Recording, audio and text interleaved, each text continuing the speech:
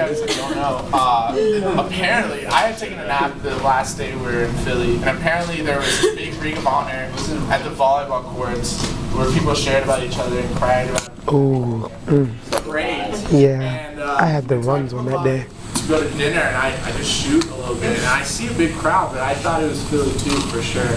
And then I'm shooting. Your context. And then I'm shooting, and then they call me over and like, what are you doing? It was really embarrassing. Alright, so I got 2 more stories. Alright, make them quick. Taking too much time. Make them quick. Alright, the third one is, like the third night we were there, me, Ryan, and Danny had a really good bonding moment. We had like a shower party. Not together. There it is. Cat's out of the bag. Watch out.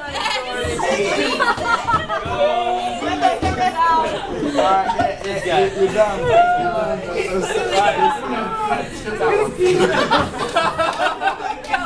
Look, gotta say it now. You're breaking the bro code, dog. We just went to we understand that. I feel like we a understand. cabin across ours. For hot water. It's like, it was just like we were trying to find the creepiest cabin to begin with, and we went into like 3 or 4 to begin with, and like each one we were super scared. I was the most scared for sure. I didn't even want to do it.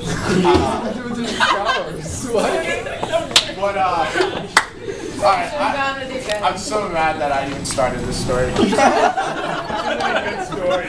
We just talked to him. Do you need help? Yeah, we just talked, and that's where we formed our Keep him friendship. away out of this story. I'm sorry, that was me. Alright, this one, forget the stories I just told you.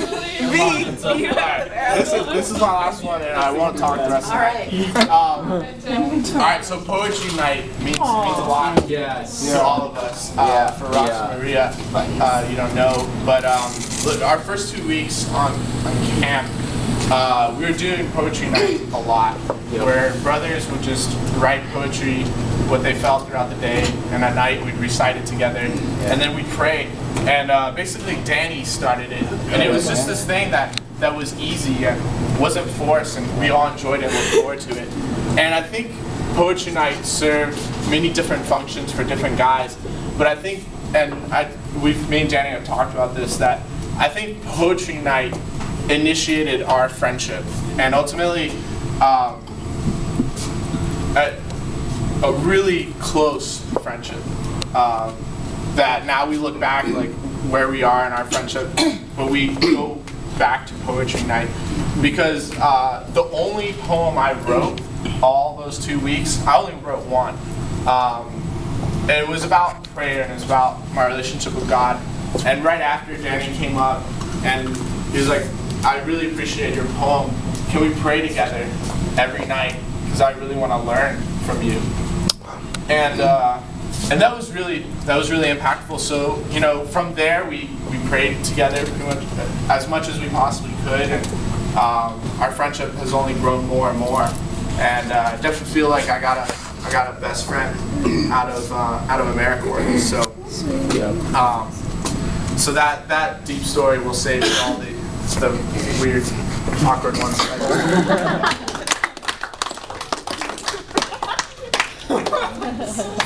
Cool, we'll take 2 more. We'll take 2 more. So wow, I choose all the wisely. stories. Sorry, I thought this was going all night. Josiah. I got a couple quick stories.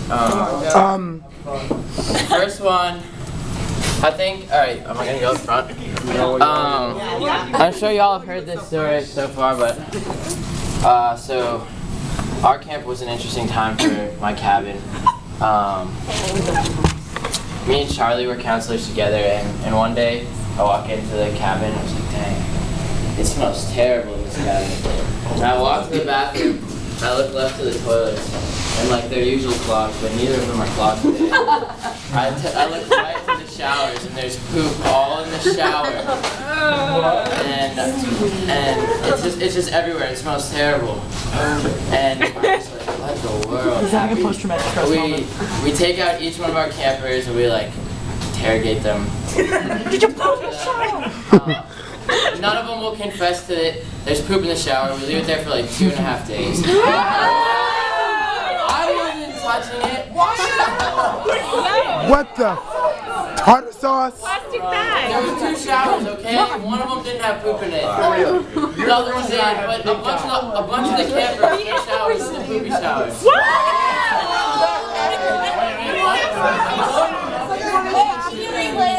Can you say it again? Sorry. I just said there's 2 showers.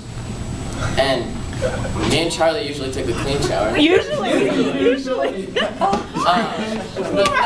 Yeah, and we asked one of the kids, and he's like, no, it wasn't me. It was just dirt that fell from the ceiling. Like, I didn't do it. And then, so it got really bad. So Matt Hamaker had to come, clean the whole deal up. He said he took plastic bags and like picked it up with his hands.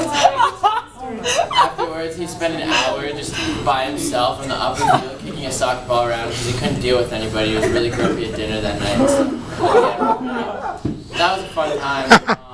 Oh my god. And let's see, another funny story is, I know we all miss our favorite person, Dirty Mike. Oh my gosh, Dirty Mike. One day, like the crew and maintenance is cleaning the maple cabins to get them ready for like kids to come sleep in.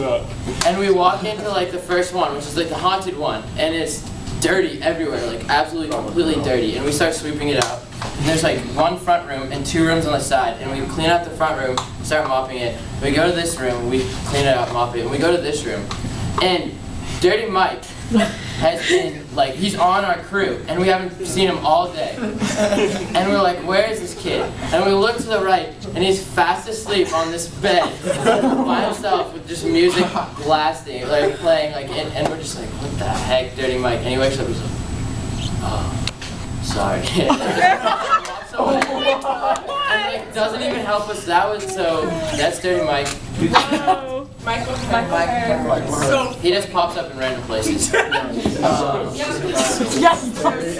So So yeah, and then my serious one, going back to us, is just today, saying bye to the kids at A.D. Williams was like literally the most emotional moment probably of my AmeriCorps and Youth Corps, because I really wasn't expecting that much.